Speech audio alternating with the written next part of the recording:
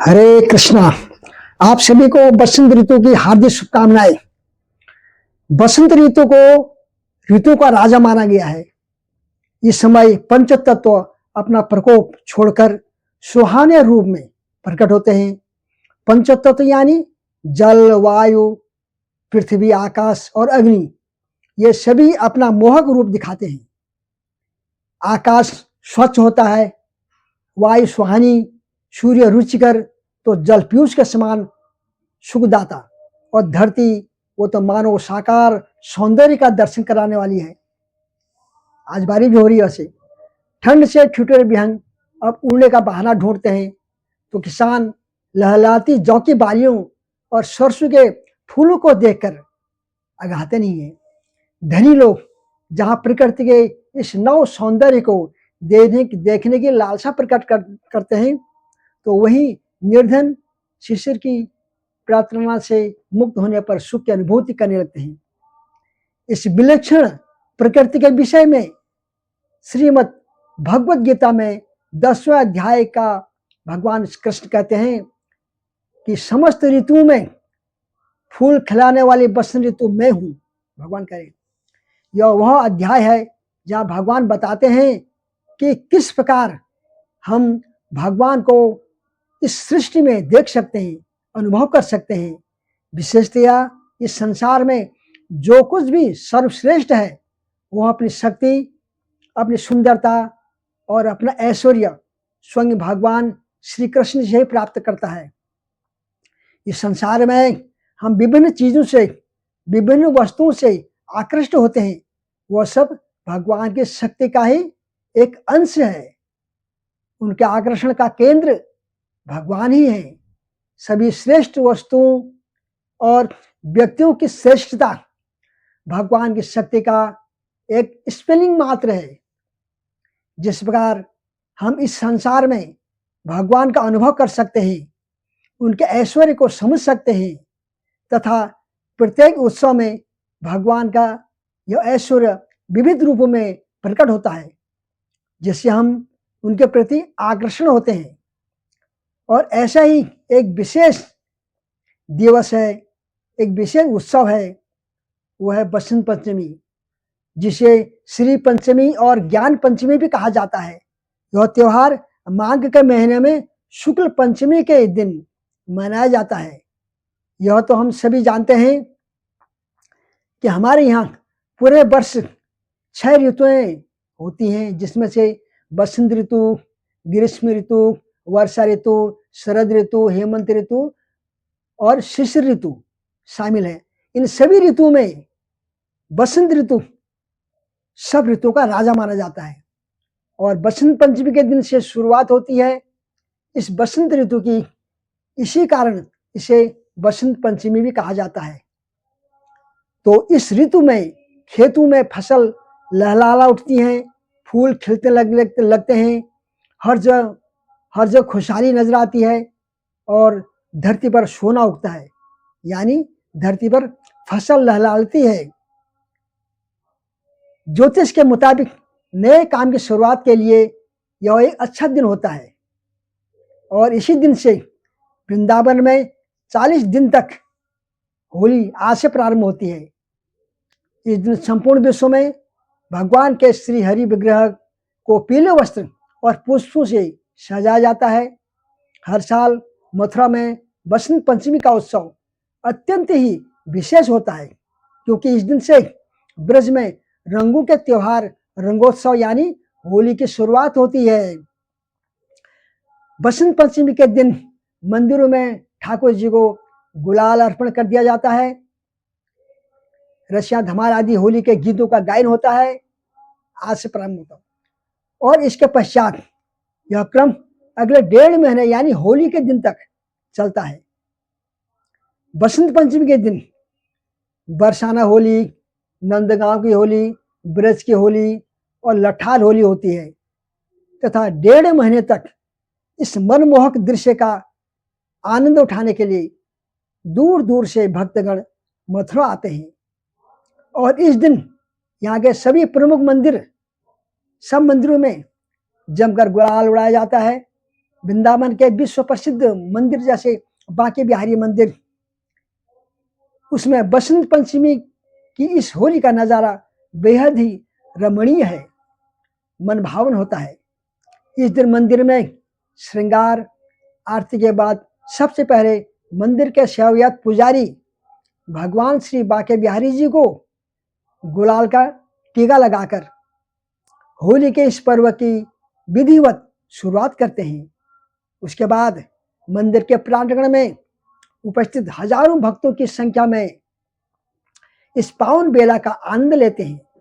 देश विदेश से आए हुए भक्त श्रद्धालु इन पुजारियों द्वारा जमकर बसंती गुलाल उड़ाया जाता है। सभी श्रद्धालु वृक्ष के द्वारकाधीश के रंग में रंग जाते हैं। यहाँ के 500 साल से अधिक पुराने देवालय श्री श्री राधा रमन, राधा वल्लभ, मदन मोहन, गोविंद देव, राधा श्याम सुंदर, गोपीनाथ और गोकुलानंद मंदिर में हजारों भक्त का जमावड़ा रहता है तथा सभी भक्तगण बसंत पंचमी पर ठाकुर जी के संग बसंती गुलाल लगाकर होली पर्व की शुरुआत करते हैं तथा इसी बसंत पंचमी को माँ सरस्वती की आराधना का विशेष पर्व माना जाता है। ऐसा माना जाता है कि बसंत पंचमी के दिन ब्रह्मा जी द्वारा माँ सरस्वती की उत्पत्ति हुई थी। एक ऐसी देवी जिनके 4 हाथ हैं, एक हाथ में वीणा, दूसरे में पुस्तक, तीसरे में माला, चौथे में वर मुद्रा, वरदान मांगना है। ब्रह्मा जी ने इस देवी से वीणा बजाने को कहा इसी दिन, जिसके बाद संसार में मौजूद हर चीज में स्वर आ गया। इसलिए ब्रह्मा जी ने उस देवी को वाणी की देवी नाम दिया। इसी वजह से माँ सरस्वती को ज्ञान, संगीत और कला की देवी कहा जाता है। तभी से बसंत पंचमी का यह पर्व माँ सरस्वती की आराधना का प्रमुख पर्व है। पुराणों के अनुसार भगवान श्री कृष्ण ने माँ सरस्वती को यह वरदान दिया था कि बसंत पंचमी के दिन सभी स्थानों में उनकी आराधना की जाएगी। इसके बाद बसंत पंचमी के दिन सरस्वती पूजन का विधान है, जो वर्तमान में भी जारी है। इस दिन माँ शारदे की पूजा कर उनसे ज्ञानवान व विद्यावान होने की कामना की जाती है। वही कलाकारों में इस दिन एक विशेष महत्व है। कवि, लेखक, गायक, वादक, नाटककार, नृत्यकार अपने अपने उपकरणों की पूजा के साथ माँ सरस्वती की वंदना करते हैं। बसंत पंचमी का यह पर्व भारत के साथ साथ पश्चिमोत्तर बांग्लादेश, नेपाल, वहाँ भी धूमधाम से मनाया जाता है। साथ ही विश्व भर में जहाँ भी भारतीय बसे हैं, इस पर्व को वे पूरे विधि विधान और हर्षोल्लास से मनाते हैं। यह पर्व माँ शारदा की उपासना और उनकी असीम अनुकंपा प्राप्त करने का ये अवसर है। कहा जाता है कि इस दिन पीले वस्त्र धारण करने चाहिए। इस पर्व के महत्व का वर्णन अनेक पुराणों और धार्मिक ग्रंथों में विस्तार से मिलता है, पढ़ लेना।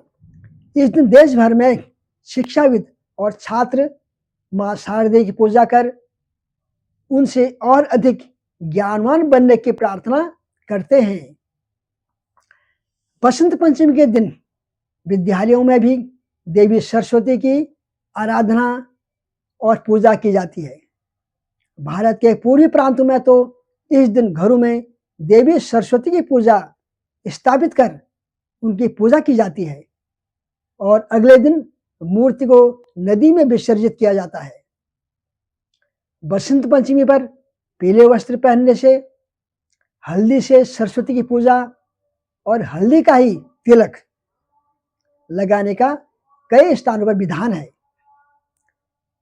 पीला रंग इस बात का संकेत है कि फसलें पकने वाली है और इसके अलावा पीला रंग समृद्धि का सूचक भी है। इस पर्व के साथ शुरू होने वाली बसंत ऋतु के दौरान फूलों पर बहार आ जाती है। खेतों में सरसों सोने की तरह चमकने लगता है और गेहूं की बालियां खिल उठती हैं। और बसंत पंचमी के दिन श्रद्धालुजन गंगा तथा अन्य पवित्र नदियों में डुबकी लगाने के बाद माँ सरस्वती की आराधना करते हैं। उत्तराखंड के हरिद्वार और उत्तर प्रदेश के इलाहाबाद में तो श्रद्धालुओं की अच्छी खासी भीड़ जमा रहती है। इस दिन लाखों की संख्या में श्रद्धालु गंगा और संगम के तट पर पूजा अर्चना करने आते हैं। इसके अलावा पंजाब, हरियाणा, उत्तराखंड व अन्य राज्यों से श्रद्धालु हिमाचल प्रदेश के तातपानी में एकत्रित होते हैं और वहां सल्फर के गर्म झरनों में स्नान भी करते हैं। इस दिन उत्तर भारत के कई भागों में पीले वस्त्र, पीले रंग के पकवान बनाए जाते हैं। जो लोग पीले रंग के वस्त्र पहनते हैं, पंजाब में ग्रामीणों को सरसों के पीले खेतों में झूमते नजर आते हैं। पीले रंग की पतंगें उड़ती हैं। पश्चिम बंगाल में ढाक के थापों के बीच सरस्वती माता की पूजा होती है तथा इन्हीं सरस्वती माता के लिए ऋग्वेद में कहा गया है कि देवी सरस्वती के रूप में परम चेतना हमारी बुद्धि, प्रज्ञा और सभी मनोवृत्तियों का संरक्षण करती है। हाथ में जो आचार और मेधा है, उनका आधार माँ सरस्वती ही है, जिनकी समृद्धि और स्वरूप का वैभव बड़ा ही अद्भुत है। और परम चेतना अर्थात परम पुरुषोत्तम भगवान श्री कृष्ण जो इस सृष्टि में और इस सृष्टि के बाहर सभी वस्तुओं के स्रोत हैं, वे भी परम कारण हैं, परम चेतना है। भगवद गीता में भगवान बताते हैं, अहम सर्वस्य प्रभोमतः सर्वः प्रवर्ते इति मत्वा भजन्ते माम बुधा भाव संहिता। अर्थात भगवान श्री कृष्ण कहते हैं कि मैं समस्त आध्यात्मिक और भौतिक जगतों का कारण हूँ। प्रत्येक वस्तु मुझसे ही उद्भूत होती है, अंत में सबों का मूल कारण हूँ।